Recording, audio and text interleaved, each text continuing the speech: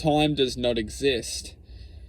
With this basic awareness that time does not exist, we can actually start to move forward and closer to deepened states of awareness, deepened states of existence, which are effectively governed by one of the greatest illusions of existence. Time, which we perceive as existence, is a form of transparency which we are essentially dictated by.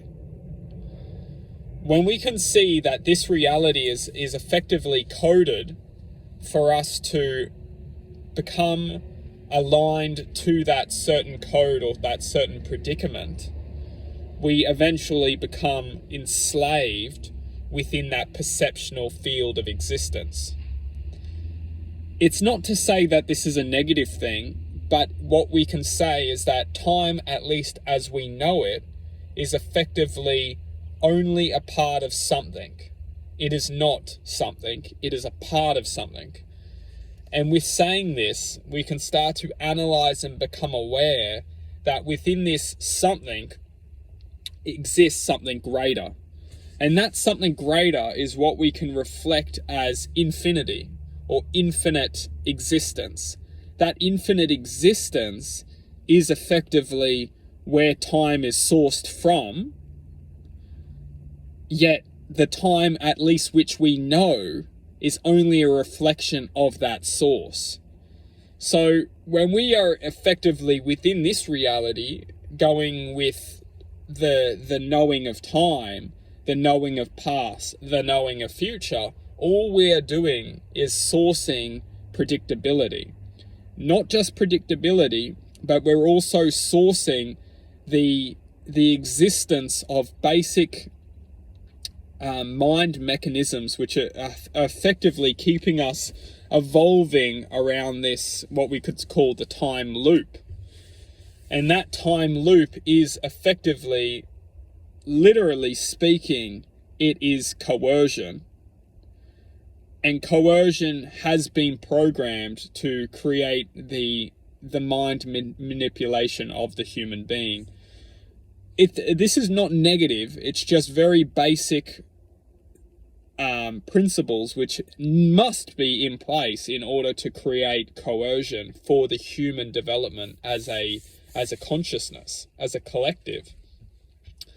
And ignorance is effectively the ruler of this existence, because ultimately speaking, if you want to create the essence of ignorance, you must have something for people to create the ignorance in the first place. So time itself is something that we're all managing ourselves to, and as long as we effectively, and time itself is not necessarily the problem, because time doesn't mean anything unless we align ourselves to it. And where we're getting at here, which is crucial to comprehend, is that the past, the present, and the future, all of which we categorize into time, is the illusion itself. Time as existence is only presence, and presence is effectively the state of existence, and that existence is infinite.